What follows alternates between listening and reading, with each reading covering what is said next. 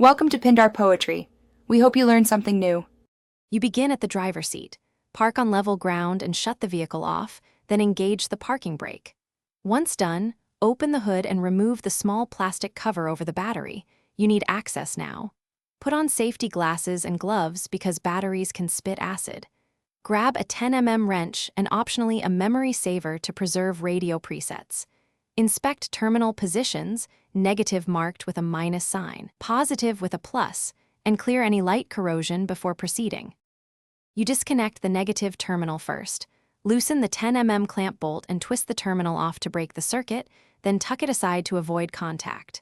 Next, loosen and remove the positive terminal clamp. Keep metal tools clear of both posts. Now remove the battery hold-down clamp at the tray. It may be a bolt or bracket. Grip the battery from both sides and lift straight up, keeping your back safe by using knees. Batteries typically weigh 30 to 50 pounds, so move slowly.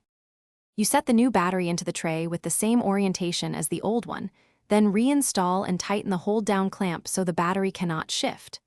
Once secured, connect the positive terminal first and tighten the clamp, then connect the negative terminal and tighten. That order prevents accidental shorts. Start the vehicle and verify radio presets, windows, and lights. Make sure accessories work. If the car won't crank, stop. Recheck terminal tightness and cable corrosion. Then inspect main fuses. Thanks for watching. Consider subscribing if we helped you.